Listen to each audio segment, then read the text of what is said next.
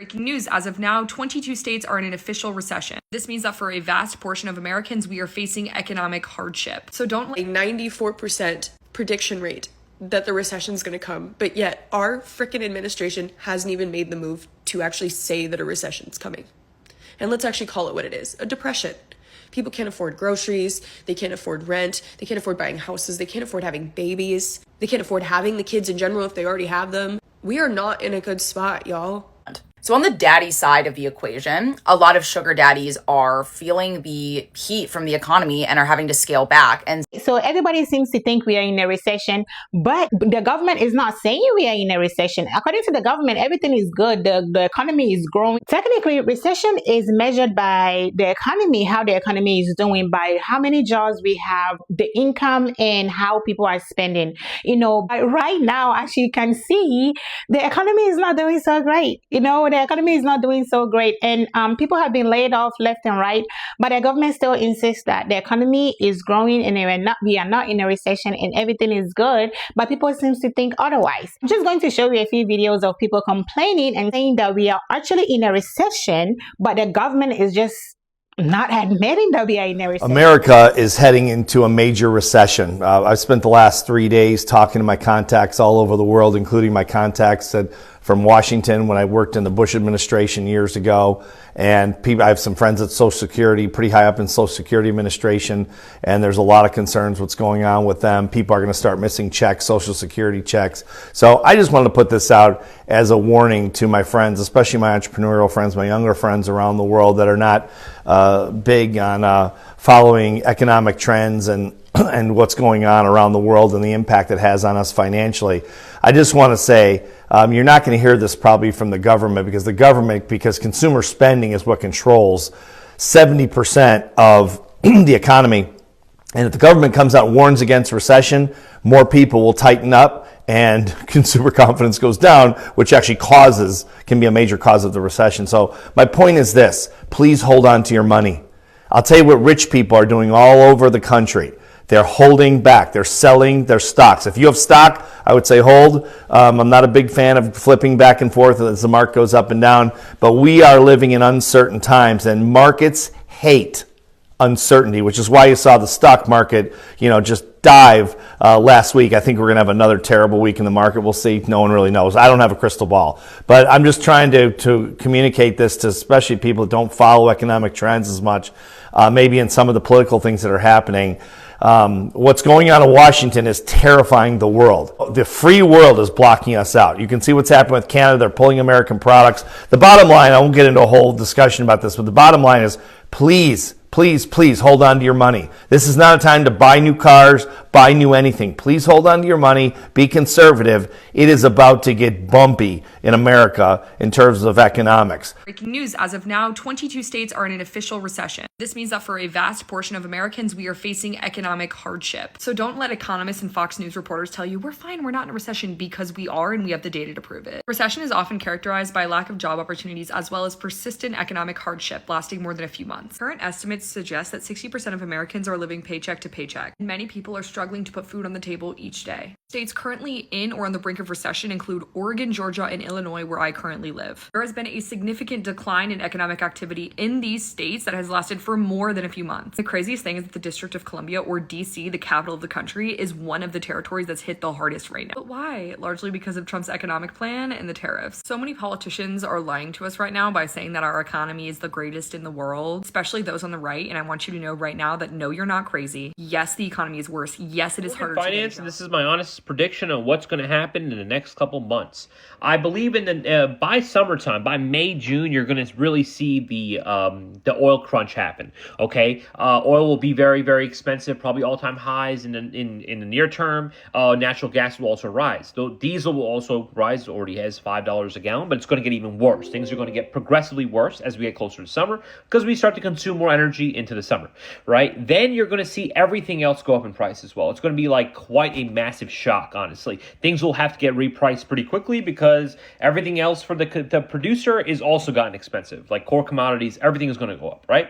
And then we're going to hit a deep recession because our economy can't handle that much of an energy spike in that short of time. You're going to see massive recession by summertime, and then you're going to basically see mass layoffs by the end of summertime into Christmas, into like a holiday season, basically in time for midterms. It's going to be bad, guys. I mean, I'll be not to sugarcoat it, but it's going to be very bad. And because inflation will also start to become an issue, we're not going to get interest rate relief, which means we're not even going to get a lever that can help us get out of it in the near term. And then obviously Donald Trump is going to keep messing things up, so it's just going to progressively get worse. And this is not something he can fix in the short term. It's already happened, so now you can't band-aid something. It's just going to be a shockwave. Prepare for it. Keep a lot of cash on hand. I would say definitely start to reevaluate your stock investments, things like that. Just, if you have any, just be cautious. But it's about to be a bloodbath, and I would rather you be prepared for it than not. We're already in a recession, and you need to start preparing. I have some ideas. Who am I and what do I know?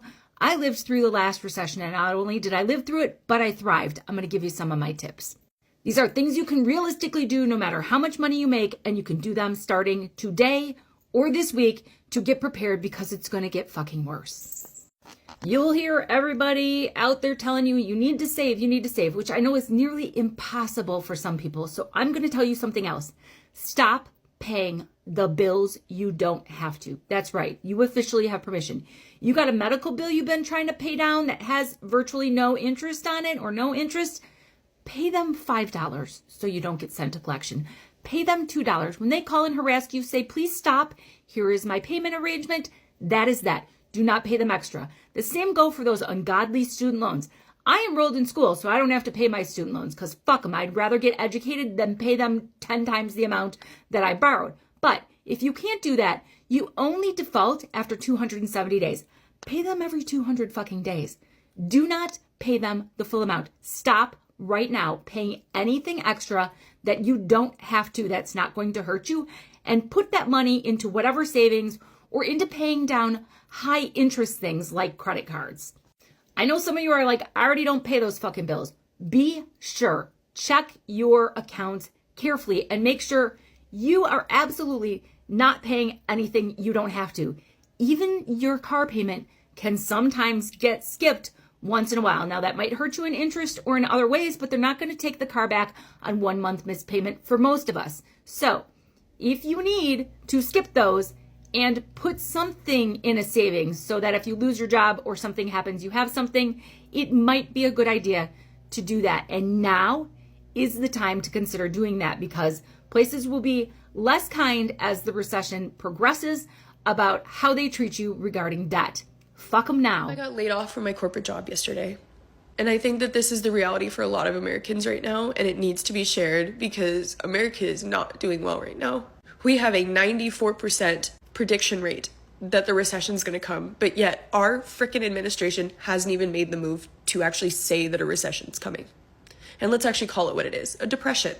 People can't afford groceries, they can't afford rent, they can't afford buying houses, they can't afford having babies, they can't afford having the kids in general if they already have them. We are not in a good spot, y'all. I know that I'm just a number in a company, but I thought I was okay. You're going to think that you're okay because you've worked there for so long or you have the right experience. Like, you guys, I have an undergraduate in marketing, a master's in business, 6 years of paid social media experience, both on a strategist and manager level. I have done people management for at least 3 years. I'm a senior level in my career. And yet, when I was hired to do a senior level role, I was forced into entry level positions. I was doing entry level work as a senior level strategist, all while at the same time being asked to reduce my workload with AI, and our team was having layoffs every 3 months. I should have seen it coming. I really should have. But the thing is that it was not something that I saw coming because the day before that they laid me off, I was literally talking coverage plans with another employee who was going on leave for months. How am I supposed to sit there and not think that I'm safe in that moment? I just think it's absolutely ridiculous that we live in a world like this where my manager wasn't even the one that fired me, by the way, or laid me off. It was frickin' HR, and they read off a script, but my whole team got laid off. And this is the reality for a lot of Americans right now. My partner is a first responder, so I'm very lucky for the fact that I can be leaning on him for support right now because luckily his job is secure thanks to the fact that, number one, his job is essential, and number two, he has a union behind him. What I will never understand is why corporate agencies have not unionized. We're not allowed, right? We're not allowed. That's part of it. We'll get fired because, at least in this corporate world, they're always going to side on the side of business because that's what's making the government money. This world right now is not supporting people. It is supporting business. You are just a number, unfortunately. So please prepare yourself for shit like this. I wish I would have. I wish I'd been applying to other jobs months ago. I just was so dumb to not realize this. Give me a quick minute this morning. We are in such a unique place in our history right now where these systems, specifically the corporate system, I think is on its last legs. This has clearly been identified over here. And I think it's on its way to crashing down. We are also seeing kind of the downfall of the influencer. And I think everybody is craving something that is real, something that is relatable. And all of these kind of fake things around us are not cutting it anymore. So be your real self. And I'm encouraging you to put yourself out there. Do something that is creative, because all of this is going to kind of eventually go up in smoke. Don't allow yourself to be a casualty in it. Go inward, figure out what that is, and then you be the good energy that disperses it out. You guys know what the people are not telling you about? We're in a recession. We're in a recession, and I think a lot of people aren't realizing that because the media has not come forward to tell us that we are in a recession.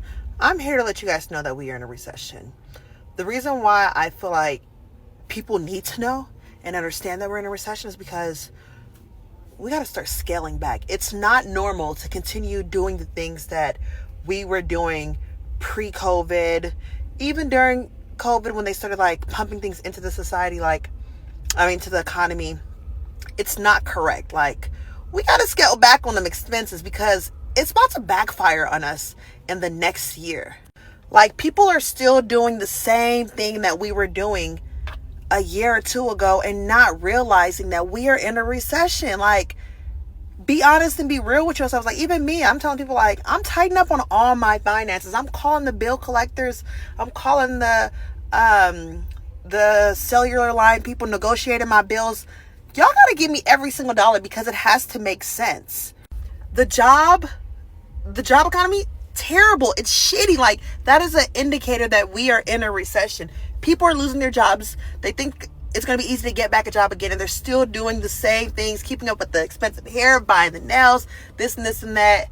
I'm telling y'all, it's finna backfire. Cut back on them finances, okay? Cut back on them finances because it's about to be bloody out here in the next couple of months. As someone that talks about the economy and how it shapes how we think about money, I think it's so important to look at stories like this and explore the economics of these kind of like really, really small scale, like microcosm, pieces of the internet and our culture, because they often reflect back these larger economic anxieties that a lot of people are facing. And so this Bustle article, I highly recommend reading it. It basically talks about how, the current economy of sugar babying and how it's changed due to economic precarity and also classic economics, supply and demand. So on the daddy side of the equation, a lot of sugar daddies are feeling the heat from the economy and are having to scale back. And Seeking Arrangements, which is a platform for sugar babying, talks about what they call splendid daddies, which is like men who kind of want the whole arrangement but can't afford the allowances. Meanwhile, the supply side, the sugar babying side, has really exploded because I think a lot of it has become more normalized in certain social media cultures. And so now you have a lot more women competing for a shrinking pool of men who have that disposable income. And this is supply and demand doing exactly what it does. But it is also a very perfect little microcosm for what is happening in the broader economy. Like, when I hear about a sugar daddy getting squeezed or not being able to afford it anymore, I think, maybe this is representative of the current housing affordability. Typically sugar daddies are more successful or just have more disposable income. They're higher earners. So if they're unable to pay for a sugar baby, maybe that says something about, what they can afford, what people are starting to cut back on, if they're cutting back on more discretionary purchases. And on the other side, you have women who, have done the math, who want to be the sugar babies, and they feel like the traditional economy isn't working for them. So maybe they're participating in this type of gig economy.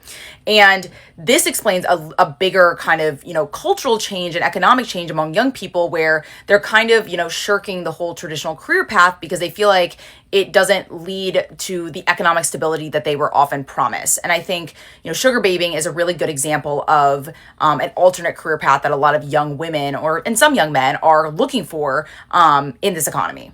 And so again, if you take something like the sugar economy, it's not separate from the regular economy and regular economics. It's very much part of the economy and regular economics. It's just more transactional maybe in nature. And so I think reading stories like this can really help us understand, the dynamics that are happening in this environment and putting kind of faces to some of the larger forces that we're seeing right now in the headlines. If you ask me personally, I think and I believe that we are in a recession, but the government is just not admitting it, because if you look at the economy that we are in right now, everything is so high. Inflation is off the roof. Like groceries are very, very expensive. Right now, gas prices are expensive. Rent is high. Interest rate is high. But the government still insists that the economy is growing and everything is, even if everything is good on paper, that the economy is growing, we, the people, are not seeing it. We are feeling it in our pockets. We are feeling it when we go to the grocery stores. We are feeling it when we pay our rent. We are feeling it. Like, it's just really, really expensive to live in this economy. That's why one would say we are in a recession, because I can't afford to buy something that I was able to afford. I can't afford my lifestyle, the same lifestyle that I have. Like, nothing has ever changed. Income is still the same income that I had 2-3 years ago, but why can't I afford my lifestyle now? You know what I mean? Because right now, everything is just so expensive.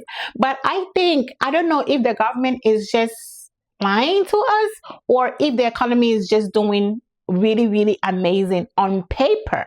You know what I mean? So I don't know, but I think we are in a recession. If we are not already, we are very, very, very, very close to one, because inflation and the cost of living is ridiculous.